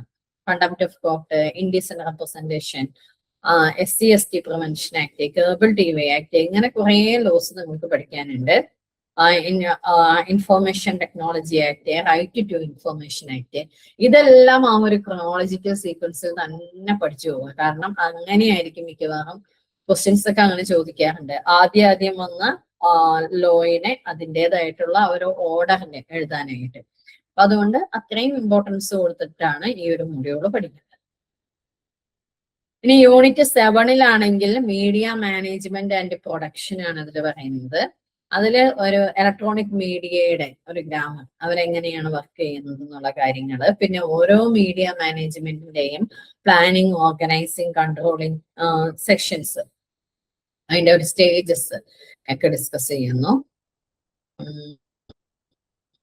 പിന്നെ കമ്മ്യൂണിക്കേഷൻ ഡിസൈൻ, എങ്ങനെ ഒരു പത്രത്തിന്റെ കാര്യത്തിലാണെങ്കിൽ അതിന്റെ layout, typography, colour, graphics, visuals, പിന്നെ എങ്ങനെ കമ്മ്യൂണിക്കേഷൻ കൂടുതൽ ക്ലിയറും അട്രാക്റ്റീവും ആക്കാം, അങ്ങനെയുള്ള കാര്യങ്ങളൊക്കെയാണ് കമ്മ്യൂണിക്കേഷൻ ഡിസൈനിൽ വരുന്നത്. പിന്നെ പ്രിന്റ് പ്രൊഡക്ഷനിൽ അതിന്റെ പ്രൊഡക്ഷൻ ടെക്നിക്ക്, ഡിജിറ്റൽ മീഡിയയുമായിട്ട് റിലേറ്റ് ചെയ്ത് വരുമ്പോൾ online content creation, video editing, social media, multimedia, story telling തുടങ്ങിയ കാര്യങ്ങളൊക്കെയാണ് ആ ഒരു ഏരിയ. പിന്നെ അതുപോലെ തന്നെ mobile journalism, blog, podcast, web platforms, ഇപ്പോഴത്തെ ഒരു ട്രെൻഡി ജേർണലിസം എങ്ങനെയാണ്, അങ്ങനെയുള്ള കാര്യങ്ങളൊക്കെ വരുന്നുണ്ട്. ഇതെല്ലാം നിങ്ങൾ മനസ്സിലാക്കി വെച്ച് കഴിഞ്ഞാൽ നിങ്ങൾക്ക് ഈസി ആയിട്ട് അറ്റൻഡ് ചെയ്യാം. പിന്നെ അതുമായിട്ടൊക്കെ റിലേറ്റ് ചെയ്ത് വരുന്ന ചില ടെക്നിക്കൽ ടേംസ് ഉണ്ട്. ആ ടേംസ് ഒക്കെയാണ് കൃത്യമായിട്ട് പഠിച്ചിരിക്കേണ്ടത്. ജാർഗൺസ്, പിന്നെ എന്താ പറയാ, ഇതിന്റെയൊക്കെ ഒരു ഗ്ലോസറി നന്നായിട്ട് പഠിക്കണം. ആ ഗ്ലോസറിയിൽ ഒരുപാട് ടേം വരും. ആ ടെക്നിക്കൽ ടേംസ് ഒക്കെ നന്നായിട്ട് മനസ്സിലാക്കി പഠിക്കുക. അതുമായിട്ടൊക്കെ റിലേറ്റ് ചെയ്ത് ഇഷ്ടംപോലെ ക്വസ്റ്റ്യൻസ് ഒക്കെ ചോദിക്കാറുണ്ട്. ഇനി ഞാൻ പറഞ്ഞു ICT ആൻഡ് മീഡിയ. ഈ ICTനെ കുറിച്ചിട്ട് തന്നെ നിങ്ങൾക്ക് പേപ്പർ 1-ലും പഠിക്കാനുണ്ട്. അതുകൊണ്ട് തന്നെ ഈ ഒരു സെക്ഷൻ കുറച്ചുകൂടി ഈസി ആയിട്ട് തോന്നും. ഇതിലിപ്പോ ഡിജിറ്റൈസേഷൻ, പിന്നെ social networking, economics of web media, mobile media, new generation telephony തുടങ്ങിയ കാര്യങ്ങളൊക്കെ ഉണ്ട്. പിന്നെ ICT in education and development, governance എന്തൊക്കെയാണ്, ആനിമേഷന്റെ concept, technique. Animation is the technique of creating moving images from static visuals. പിന്നെ 2D 3D computer generation animation, ICT digital communication വരുന്നു. Governance, ഗവൺമെന്റിന്റെ portal, services, digital India, Umang, MyGov, പിന്നെ DigiLocker, Aadhaar, ഭീം, UPI payment, Swayam, Pathshala തുടങ്ങിയ ടേംസും അതിന്റെ ഫീച്ചേഴ്സും ഒക്കെ എന്തൊക്കെയാണ് അതിന്റെയൊക്കെ ഫങ്ഷൻസ് എന്നുള്ള കാര്യങ്ങളൊക്കെ ഓർത്ത് വെക്കണം. പിന്നെ ആനിമേഷന്റെ ഡിഫറെന്റ് ടൈപ്പ് ടെക്നിക്സ് അതെല്ലാം ഉണ്ടാവും. ഫിലിം ആൻഡ് വിഷ്വൽ കമ്മ്യൂണിക്കേഷൻ, അതില് കുറച്ച് film add, graphics, digital media ഒക്കെ വരുന്നു. വിഷ്വൽ അനാലിസിസ്, ഫിലിം ലാംഗ്വേജ് എന്ന് പറയുമ്പോൾ ക്യാമറയുടെ ആംഗിൾ, എഡിറ്റിംഗ്, ലൈറ്റിംഗ്, സൗണ്ട് തുടങ്ങിയ കാര്യങ്ങളെല്ലാം വലിയ ഡീറ്റെയിൽ ആയിട്ട് എല്ലാം ക്ലാസ്സുകളിൽ ഇതൊക്കെ ഡീറ്റെയിൽ ആയിട്ട് പോകുന്നുണ്ട്. ഈ ഒരു ഏരിയകളൊക്കെ നിങ്ങൾ ഓർത്ത് വെക്കുക. പിന്നെ അതുപോലെ തന്നെ ഭരതമുനിയുടെ രസ തിയറിയൊക്കെ ഇന്ത്യൻ ഈസ്തെറ്റിക്സിലാണ് വരുന്നത്. നിങ്ങൾക്കത് കാണുമ്പോൾ ഇമ്പോർട്ടന്റ് ഉള്ളതല്ലാന്ന് തോന്നും. എന്ന് പറഞ്ഞാല് ഈ ഫിലിമിന്റെ ലാംഗ്വേജും ഈസ്തെറ്റിക്സ് ഒക്കെ പഠിക്കുന്നതിൽ എന്തിനാണ് ഇപ്പൊ ഈ പണ്ടത്തെ കാലത്തെ തിയറിയൊക്കെ, രസ തിയറിയൊക്കെ പറയുന്നതെന്ന് തോന്നും. പക്ഷെ ഈ പറയുന്ന തിയറികളൊക്കെ തന്നെയാണ് ഫിലിമില് അപ്ലൈ ചെയ്തിരിക്കുന്നത്. പിന്നെ അത് അപ്ലൈ ചെയ്തിട്ടുള്ളത് ഏതൊരു പേരിൽ, അങ്ങനെയുള്ള കാര്യങ്ങളെല്ലാം എല്ലാ പേപ്പറിലും ഉണ്ടാവാറുണ്ട് ക്വസ്റ്റ്യൻസ്. അതുകൊണ്ട് അതിന് ഇമ്പോർട്ടൻസ് കൊടുക്കണം. പിന്നെ ഇതിൽ പറയുന്നത് ഈ രസ തിയറിയിലൊക്കെ പറയുന്ന മറ്റു ചില കാര്യങ്ങളൊക്കെ ഉണ്ട്. ടൈപ്സ് ഓഫ് രസം, ശൃംഗാര, ഹാസ്യ, കരുണ, രൗദ്ര, വീര, ഭയാനക, ഭീഭത്സ, അത്ഭുത, ശാന്ത, അതെല്ലാം എന്തിനെ സൂചിപ്പിക്കുന്നു എന്നുള്ള കാര്യങ്ങളെല്ലാം ക്വസ്റ്റ്യൻസിലെ MCQ ആയിട്ടൊക്കെ ചോദിക്കാം. പിന്നെ ഇതിനെയൊക്കെ എങ്ങനെയാണ് സിനിമയിലേക്ക് ഈ രസ തിയറിനെ അപ്ലൈ ചെയ്തിരിക്കുന്നത്, അതൊക്കെയാണ് നമ്മൾ മനസ്സിലാക്കി വെക്കേണ്ടത്. പിന്നെ ഓരോന്നിന്റെയും ധ്വനി തിയറി, കോൺസെപ്റ്റ്, ധ്വനി തിയറിയുടെ മീനിങ് എന്താണ്, അത് എന്താണ് ഫോക്കസ് ചെയ്യുന്നത്, ടൈപ്സ് ഓഫ് ധ്വനി, വാസ്തുധ്വനി, അലങ്കാര ധ്വനി, രസധ്വനി, പിന്നെ film paradigms, dominant cinema, non commercial cinema, film movements അതുപോലെ തന്നെ ഇമ്പോർട്ടന്റ് ആയിട്ടുള്ള ഒരു ഏരിയയാണ്. അതിൽ കുറെ ഡയറക്ടേഴ്സിന്റെ പേര്, സിനിമേനെ കൊണ്ടുവന്ന ആ ഒരു സിനിമയ്ക്ക് ഒരു പ്രത്യേക ഒരു ട്രെൻഡ് ക്രിയേറ്റ് ചെയ്ത സിനിമകൾ, അതൊക്കെയാണ് ആ ഒരു ഫിലിം മൂവ്മെന്റിൽ വരുന്നത്. സോഷ്യൽ മൊണ്ടാക് സിനിമ, സെർജി ഐൻസ്റ്റീന്റെ, ജർമ്മൻ എക്സ്പ്രഷനിസം, പിന്നെ Italian neo realism, French new wave, British new wave, Indian new wave, ഇതിലൊക്കെ വരുന്ന ഓരോ കാറ്റഗറിയിലും വരുന്ന സിനിമകള്, അതിന്റെ ഡയറക്ടേഴ്സ്, ഇതെല്ലാം ഇമ്പോർട്ടന്റ് ആണ്. പിന്നെ period cinema, cinema in new millennium, ഇങ്ങനെ സത്യജിത്രേനെ കുറിച്ചിട്ടും അടൂർ ഗോപാലകൃഷ്ണനെ കുറിച്ചിട്ടും അങ്ങനെ കുറെ പേരെ കുറിച്ചിട്ടൊക്കെ നിങ്ങൾക്ക് പഠിക്കാനുണ്ട്. അതെല്ലാം ഇമ്പോർട്ടന്റ് ഏരിയയാണ്. പിന്നെ ഫിലിം അവാർഡ്സ്, ഇമ്പോർട്ടന്റ് ആയിട്ടുള്ള ഫിലിം അവാർഡുകൾ, academy award, global gold globe award, BAFTA award, Cannes film festival, Berlin film festival, Venice film festival, ഇതിലൊക്കെ ഏത് ടൈപ്പ് അവാർഡാണ് കൊടുക്കുന്നത്, എവിടെ വെച്ച് നടത്തുന്നു, അല്ലെങ്കിൽ ഇത്തരം അവാർഡ് കിട്ടിയ സിനിമകൾ ഏതൊക്കെ, ഇങ്ങനെയുള്ള ക്വസ്റ്റ്യൻസ് എല്ലാം ചോദിക്കാം. പിന്നെ ഇന്ത്യൻ ഫിലിം അവാർഡുകളാണെങ്കിൽ നാഷണൽ ഫിലിം അവാർഡ് കിട്ടിയ ആളുകളുടെ പേരുകൾ അതിനെ ക്രോണോളജിക്കൽ സീക്വൻസിൽ എഴുതാനുണ്ടാകും. ദാദാ സാഹേബ് ഫാൽക്കെ അവാർഡ് കിട്ടിയ എല്ലാവരുടെയും പേര് പഠിച്ചിരിക്കുന്നതാണ് എനിക്ക് പറയാനുള്ളത്. കാരണം അതങ്ങനെ ആ ഒരു ക്വസ്റ്റ്യൻസ് തന്നെ വരാറുണ്ട്. പിന്നെ film fair award, international film festival of India, പിന്നെ റീജിയണൽ സിനിമയ്ക്ക് കൊടുക്കുന്ന ഡയറക്ടറേറ്റ് ഓഫ് ഫിലിം ഫെസ്റ്റിവല്, അങ്ങനെ കുറെ അവാർഡുകളുണ്ട്. അതിനെ പറ്റിയൊക്കെ പഠിച്ചിരിക്കണം. പിന്നെ ലാസ്റ്റ് വരുന്നതാണ് കമ്മ്യൂണിക്കേഷൻ റിസർച്ച്. അത് നമ്മൾ റിസർച്ച് ആപ്റ്റിറ്റ്യൂഡിൽ പറയുന്ന കുറെ കോൺസെപ്റ്റ് ഒക്കെ ഈ ഒരു കമ്മ്യൂണിക്കേഷന്റെ ഈ ഒരു ചാപ്റ്ററിൽ ഈ ഒരു മൊഡ്യൂളായിട്ട് നമുക്ക് കണക്ട് ചെയ്ത് പഠിക്കാന്ന് പറഞ്ഞു. അപ്പൊ ഇതിലെ കോൺസെപ്റ്റിനെയൊക്കെ കൃത്യമായിട്ട് മനസ്സിലാക്കി വെച്ച് കഴിഞ്ഞാൽ അങ്ങനെ നമുക്ക് രണ്ട് പേപ്പർ 1ന്റെ ആ ഒരു പേപ്പറിനെയും പേപ്പർ 2വിലെ ഈ ഒരു പേപ്പറിനെയും കണക്ട് ചെയ്താൽ കുറെ നമ്മൾ പഠിത്തം ഈസി ആവും. ഇതിലിപ്പോ കമ്മ്യൂണിക്കേഷൻ റിസർച്ച് എന്താണെന്ന് പഠിക്കണം, റിസർച്ചിന്റെ പ്രോസസ്സ് എങ്ങനെയൊക്കെയാണ്, പിന്നെ കൺസ്ട്രക്ട് ചെയ്യുന്നത് എങ്ങനെ, നമ്മൾ ഓരോ തിയറി കൺസ്ട്രക്ട് ചെയ്യുന്നത്, അതിൽ എന്തിന്റെ എല്ലാം ടെസ്റ്റബിൾ ആയിട്ടുള്ള സ്റ്റേറ്റ്മെന്റ്, അതിനെയാണ് നമ്മൾ ഹൈപ്പോത്തിസിസ് എന്ന് പറയുന്നത്. ആ ഹൈപ്പോത്തിസിന്റെ ഇമ്പോർട്ടൻസ് എന്തൊക്കെയാണ്, ആ ഹൈപ്പോത്തിസിനെ ബേസ് ചെയ്തുകൊണ്ടാണ് റിസർച്ച് നടത്തുന്നത്. അപ്പോൾ അതെന്താണെന്ന് കൃത്യമായിട്ട് മനസ്സിലാക്കി വെക്കണം. പിന്നെ ഓരോ ടൈപ്പ് ഓഫ് റിസർച്ച് ഡിസൈൻസ് ഉണ്ട്. ആ റിസർച്ച് ഡിസൈൻസിൽ വരുന്ന ടൈപ്സ് എന്തൊക്കെ, experimental research, quasi experimental research, descriptive research ഉണ്ടായിരിക്കും. അതിന്റെ എല്ലാം ഓരോ ടൈപ്പ് ഓഫ് റിസർച്ചും എന്തിനു വേണ്ടിയുള്ളതാണ് എന്നുള്ള കാര്യങ്ങളെല്ലാം കൃത്യമായിട്ട് മനസ്സിലാക്കി വെക്കണം. പിന്നെ analytical research, historical research, case study, longitudinal, ഇതിന്റെയൊക്കെ ഇമ്പോർട്ടൻസ് എന്തൊക്കെയാണ്, അതിന്റെയൊക്കെ വളരെ ബ്രീഫായിട്ട് നമ്മൾ ഈ ഒരു സ്ലൈഡിൽ പറയുന്നുണ്ട്. അപ്പൊ അതിന്റെയൊക്കെ ചെറുതായിട്ട് നിങ്ങൾ നോട്ട് ഇങ്ങനെ എഴുതി വെച്ചിട്ട് പഠിക്കുമ്പോൾ അത് കണക്ട് ചെയ്ത് പഠിച്ചു പോയാൽ മതി. ഏറ്റവും സിമ്പിൾ ആയിട്ടാണ് ഇതിലൊക്കെ പറഞ്ഞു തന്നിട്ടുള്ളത്. പിന്നെ വേരിയബിൾസ്, ഡിഫറെന്റ് ടൈപ്പ് ഓഫ് റിസർച്ചിനെ പറ്റി പറയുന്നത് പോലെ തന്നെ ഡിഫറെന്റ് ടൈപ്പ് ഓഫ് വേരിയബിൾസ് ഉണ്ട്. ഇൻഡിപെൻഡന്റ് വേരിയബിൾ ഉണ്ട്, അതിനെ കൺട്രോൾ ചെയ്യാനായിട്ട് റിസർച്ചർക്ക് പറ്റും. ഇനി ഡിപ്പെൻഡന്റ് വേരിയബിൾ ഉണ്ട്, അതിന്റെ എഫക്റ്റ് അല്ലെങ്കിൽ ഔട്ട്കം എന്ന് പറയുന്നത് നമുക്ക് മെഷർ ചെയ്യാൻ പറ്റുന്നതാണ്. ഇൻഡിപെൻഡന്റ് വേരിയബിളും ഡിപ്പെൻഡന്റ് വേരിയബിളും എന്താണെന്ന് കൃത്യമായിട്ട് മനസ്സിലാക്കി തന്നെ പഠിക്കണം. എന്നാലാണ് പിന്നീടുള്ള കാര്യങ്ങൾ എന്ന് പറഞ്ഞാൽ ഇതുമായിട്ട് റിലേറ്റ് ചെയ്തിട്ടാണ് ഓരോ തിയറിയും എക്സ്പ്ലെയിൻ ചെയ്യുക.